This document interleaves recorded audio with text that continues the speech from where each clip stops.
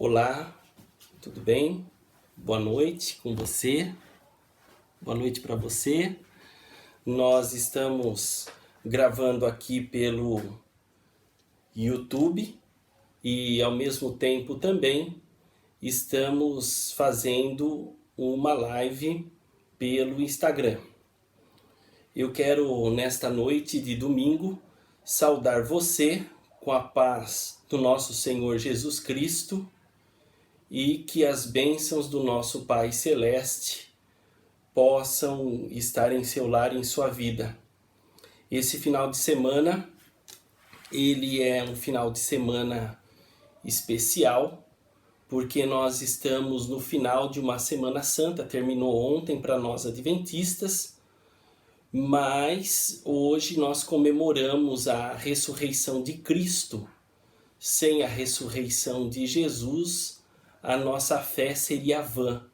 Mas graças a Deus que Jesus ele ressuscitou dentre os mortos, sendo ele o primogênito, sendo ele primogênito de primeiro, mas no sentido de principal das ressurreições, né? Ele é as primícias, ele é o principal, ele é o mais importante, porque se Jesus não tivesse ressuscitado, nenhum outro ser seria ressuscitado. Podemos ressuscitar naturalmente graças à morte de Jesus Cristo. A Páscoa, ela é uma comemoração judaica, ela vem lá dos primórdios judaicos, representando a libertação que Deus fez do seu povo de Israel das mãos dos egípcios.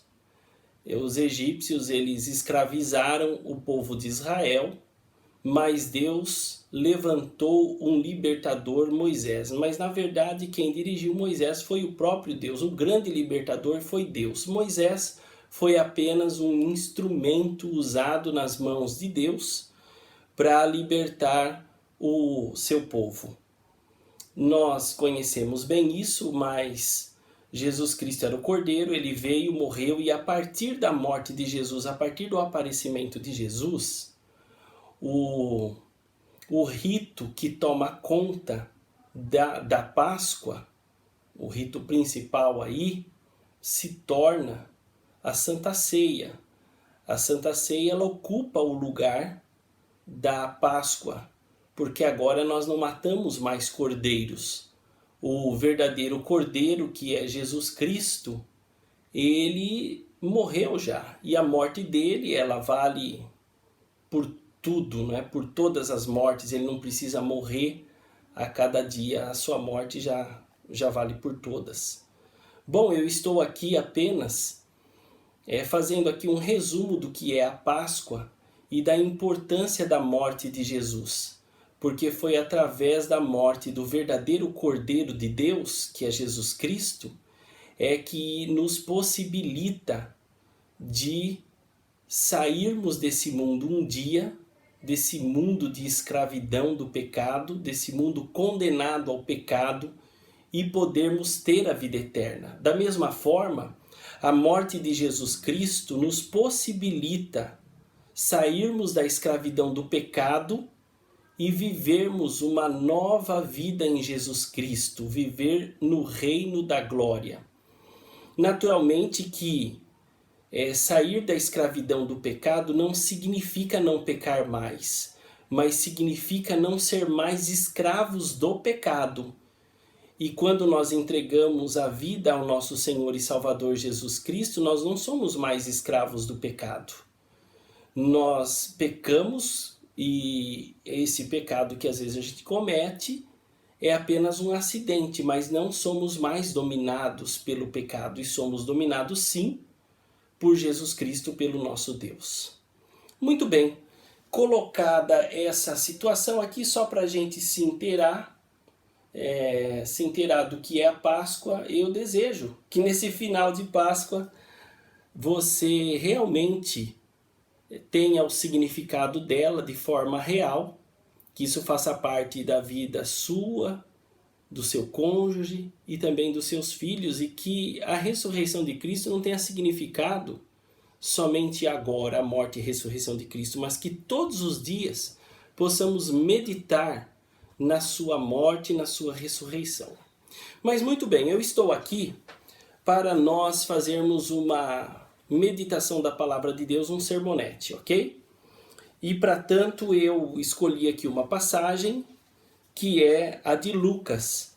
Lucas capítulo 7, versos 36 em diante. Se você quiser abrir a Bíblia, a palavra de Deus, eu dou aí um tempinho para você abrir, a minha já está aberta.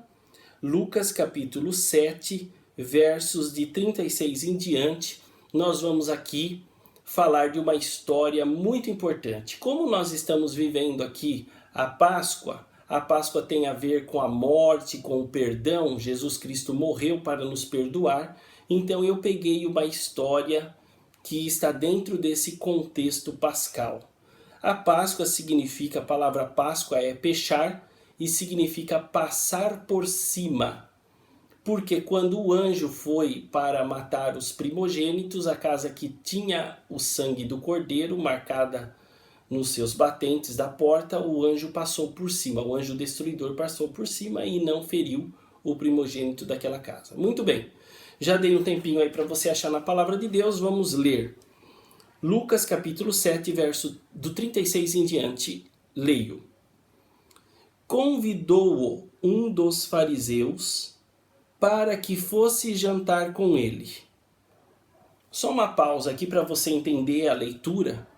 É que aqui Simão convida Jesus para ir almoçar em sua casa, para cear em seu lar. Mas juntamente com Jesus ele tem todos os seus amigos fariseus ali com ele. Então por isso que fala convidou-o. Quem convidou? Quem convidou foi Simão. Convidou a quem? A Jesus. E Simão era fariseu. Convidou-o um dos fariseus, ou seja, Simão. Convidou a Jesus, um dos fariseus, que é Simão, para que fosse jantar. Na verdade é o jantar, não é o almoço, aqui é o jantar com ele. Jesus, entrando na casa do fariseu, tomou lugar à mesa. E eis que uma mulher da cidade, pecadora, sabendo que ele estava à mesa na casa do fariseu, levou um vaso de alabastro com unguento. E estando por detrás aos seus pés, chorando, regava-os com suas lágrimas e os enxugava com os próprios cabelos, e beijava-lhe os pés e os ungia com unguento.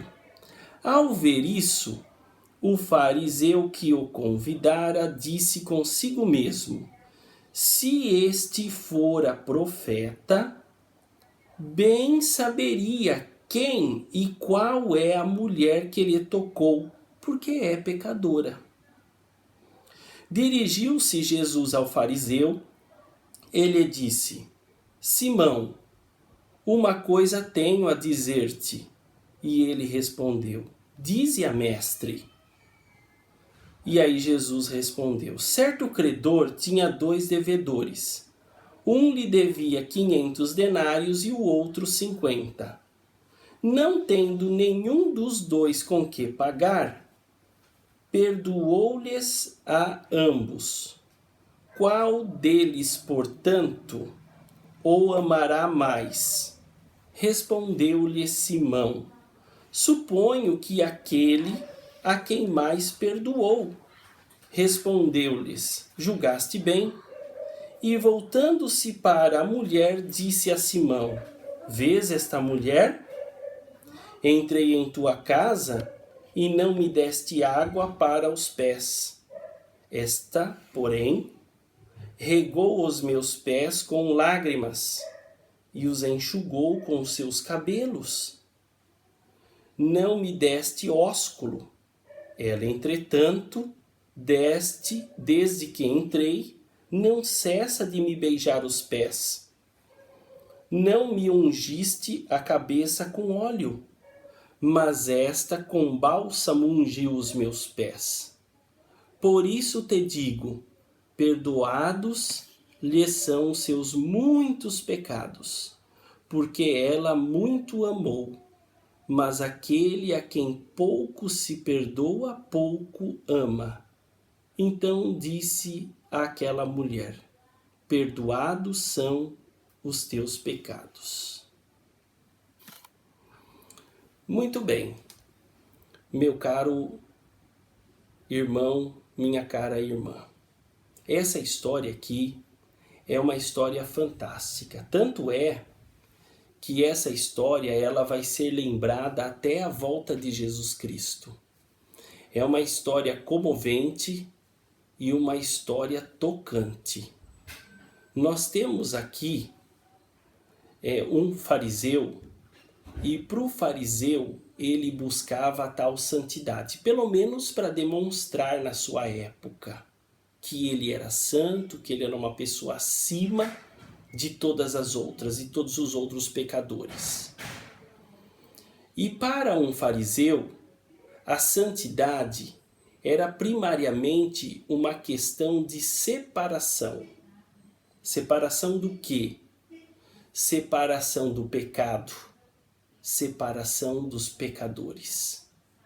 Então o fariseu ele procurava se purificar. De que forma? Não tendo contato com o pecado e nem tendo contato com os pecadores, e aí estava a tragédia de um fariseu. Mas nesse caso aqui, que Simão ele era fariseu, a gente tem que lembrar que ele tinha sido curado de lepra e o próprio Jesus Cristo havia curado ele. Simão, ele se achava mais do que qualquer outra pessoa, porque ele era fariseu, porque ele era um doutor da lei. Ele se achava mais santo porque ele tinha algumas práticas que o povo ou a tal ralé não tinha. E esse é um perigo que nós corremos. Muitas vezes nós usamos algumas coisas as quais praticamos para pensar que nós somos superiores aos outros. Alguns oram determinado tempo, outros levantam de madrugada, outros ficam tantas horas de joelho, outros são vegetarianos e tantas coisas mais eu poderia aqui citar. Existem muitos motivos que às vezes a gente fica pensando que por praticar isso nós somos melhores ou estamos num nível maior de santidade. E esse é um perigo grande, porque a pessoa que se aproxima de Cristo, ela vai cada vez mais se sentir indigna da graça e do presente que Deus lhe deu, que é essa graça, a salvação. Então aqui está o segredo da vida cristã. Quanto mais perto eu estou com Deus, mais amoroso eu vou ser com as pessoas e mais indigno eu vou me sentir diante de Deus. Aqui está o segredo, mas não era isso que aquele fariseu estava sentindo. Quando aquela mulher se aproxima, quando ela se aproxima de Simão, ele já começa a julgar. Os fariseus que lá estavam, que tinham sido convidados, já começam a julgar o que esta mulher está fazendo aqui. Mas aquela mulher, ela tinha ido até aquela festa porque ela tinha um tributo a Jesus. Ela queria, de alguma forma, demonstrar o seu amor e a sua gratidão. E por isso ela vai àquela festa.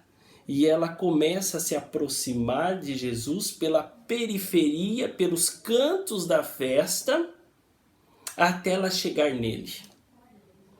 É interessante que o costume oriental da hospitalidade dizia que quando nós convidássemos alguém, um convidado deveria receber o beijo do anfitrião, deveria ter um servo que lhe lavasse os pés, e também que fosse ungido com óleo na sua cabeça.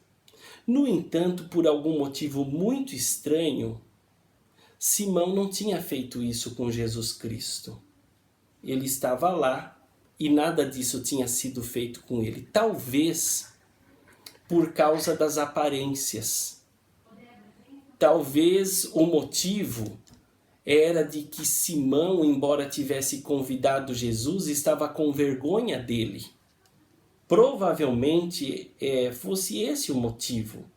No entanto, aquela mulher, Maria Madalena, ela se arriscou indo àquela festa, ela arriscou tudo.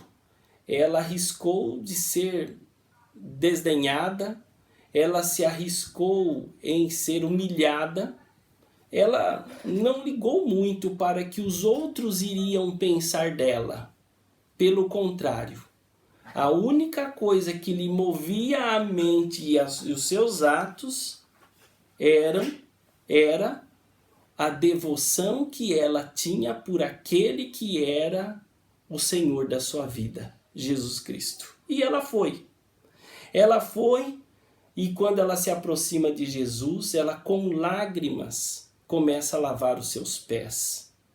Ela começa a beijar os seus pés, a dar o ósculo das boas-vindas. E de repente, quando ela olha dos lados, não tem toalha para secar os pés de Jesus. O que ela faz então? Ela usa a parte mais sublime do corpo de uma mulher, que é o seu cabelo.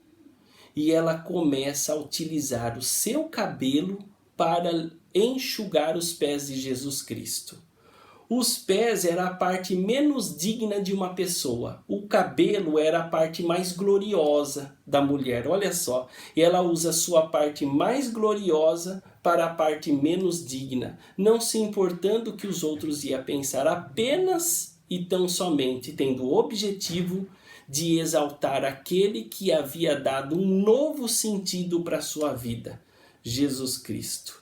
Bom, essa atitude expressava a amizade, reconhecimento e aceitação. Essa mulher estava ali prestando um tributo ao Senhor da sua vida.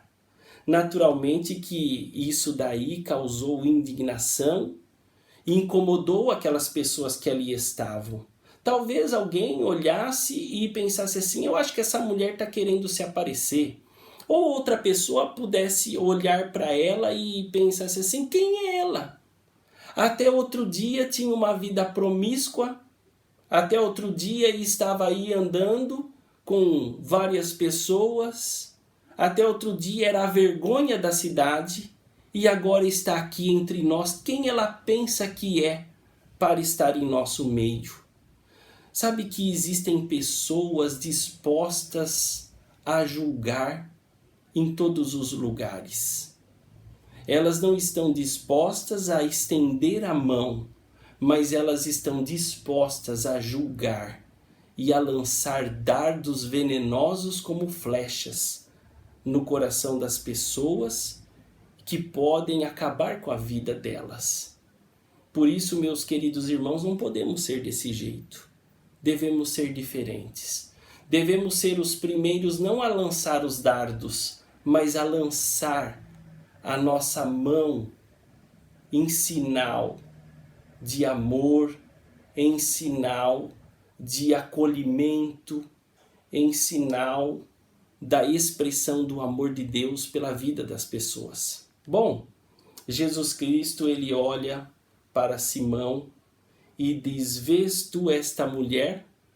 Essa pergunta de Jesus é muito importante. Você está vendo essa mulher? Vês tu esta mulher? O que ele queria dizer com isso? Que muitas vezes as pessoas olham para as outras com vários preconceitos. O preconceito da educação, o preconceito da amizade. Ali Simão estava olhando para essa mulher envergonhado por ela ser a sua sobrinha por causa dos amigos que ele tinha ali. Essa mulher tinha se tornado ali para ele um incômodo. Ela tinha se tornado a expressão da vergonha. Ele não queria que ela estivesse ali. Ela, de certa forma, o estava envergonhando. Mas veja bem, para Jesus não era isso que essa mulher significava.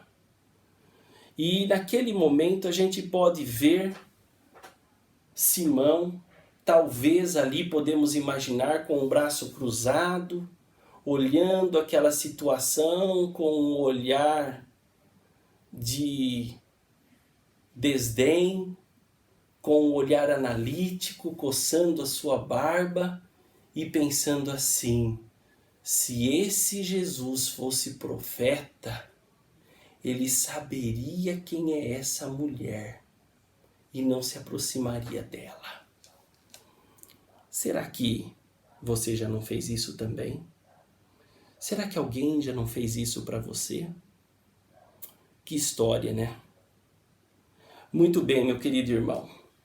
Jesus não apenas sabia quem era essa mulher, ele a conhecia como também conhecia Simão e mais do que isso, ele estava lendo tudo que Simão estava pensando.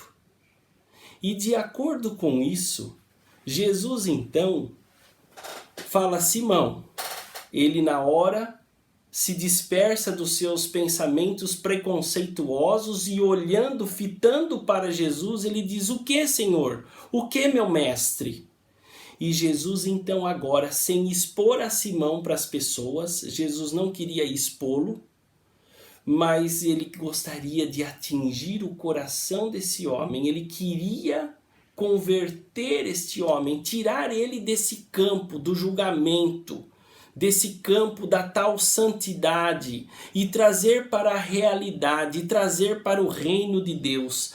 E firmado nisso, Jesus então fala: Simão, eu tenho uma história para você. E ele diz: qual é, Senhor? E Jesus diz assim para ele: olha, havia dois credores, dois devedores. Um devia 500 denários e o outro devia 50 denários.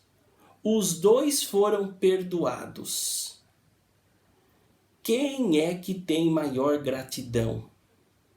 Bom, eu quero te lembrar de que 500 denários correspondem a aproximadamente 2 anos de serviço e 50 denários correspondem a 2 meses de serviço. E Jesus pergunta para ele: quem é mais grato? E sem que houvesse nenhum tipo de dificuldade para responder, Simão responde naturalmente que o que deve 500 denários vai ser mais agradecido. É uma história simples essa. É uma ilustração simples que Jesus disse ali. Mas essa história simples, ela tem um caráter devastador de lição para a nossa vida. Sabe por quê? Porque nossa dedicação e nosso serviço, eles são sempre proporcionais à nossa consciência do perdão. Eu vou repetir para você gravar essa frase. A nossa dedicação e serviço, eles são sempre proporcionais à nossa consciência do perdão. Ou seja, nós vamos nos dedicar e trabalhar para Deus de acordo com o que nós consideramos do que Ele fez para a nossa vida, do tanto que Ele nos perdoou. Se nós tivermos consciência do que foi o perdão de Deus, do que foi a vida dele, do que Ele deixou no céu, da atitude dele em se tornar ser humano e em morrer em nosso lugar, se nós tivermos consciência do que foi que Deus deixou no céu e no que ele pagou aqui na terra, se nós tivermos consciência disso, a nossa dedicação a ele e o nosso serviço serão diligentes. Nós entregaremos completamente nossa vida a ele, sem temor nenhum. Agora, se não tivermos consciência do perdão de Deus, então a nossa vida espiritual, nossa vida devocional, será prestada de forma relaxada. Bom, meu querido irmão e minha querida irmã, Simão entendeu o que Jesus quis dizer.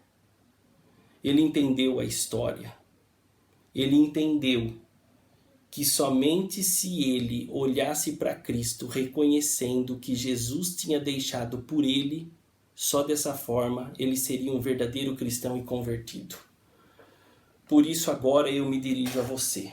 Para terminar, eu me dirijo a você. Você tem consciência do perdão de Deus para a sua vida? Você tem consciência de tudo que Jesus deixou por amor a ti? Se você tiver a real consciência do perdão de Deus, então nada mais terá mais valor para você do que Jesus Cristo, do que o amor dele. A sua vida devocional será diferente. O seu agradecimento a ele será especial. Eu oro para que você todos os dias medite na sua palavra, para que Deus ele dê a consciência correta para a sua vida, para que você seja sabedor do quanto ele te ama e que esse sentimento e que esta consciência te leve à entrega total em suas mãos. Te convido a orar agora. Vamos orar. Querido e santo, eterno Deus, obrigado porque o Senhor ofereceste o teu Filho amado Jesus Cristo para morrer em nosso lugar. Nós aceitamos o seu perdão, nós aceitamos a sua morte em nosso lugar na cruz do Calvário.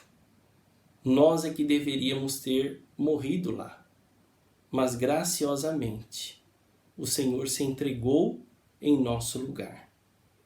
Por favor, Pai Celeste, atue em nosso coração de forma que possamos a cada dia ter a real consciência do significado da morte do nosso Senhor e Salvador por cada um de nós.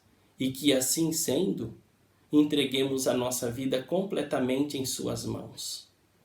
Por favor, toque em nossa vida, toque na vida dos nossos familiares, dos nossos queridos, do nosso cônjuge, dos nossos filhos, e que possamos ser conscientes do teu amor por nós, de tudo que o Senhor deixou para termos a vida eterna.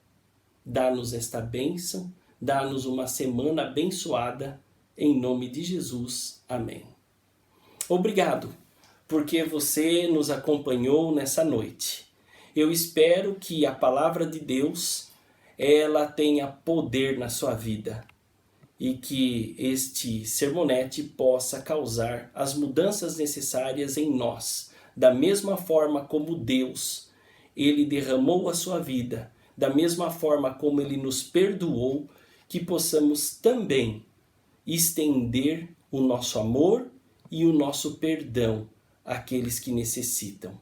Que Deus te abençoe, que Deus te guarde e que você seja muito feliz nas mãos do nosso poderoso Senhor e Salvador. Que esta semana seja uma semana de bênçãos para você, mas também que você seja um conduto do amor de Deus na vida daqueles que estão ao seu redor. Não se esqueça de se inscrever no YouTube, de se inscrever no meu canal. Também não se esqueça de me seguir no Instagram, é @pr.lucianocorreia, e receber aí as meditações e receber o estudo da lição. Que Deus te abençoe e te guarde. Tenha uma feliz semana nos braços do nosso Salvador. E até logo. Tchau!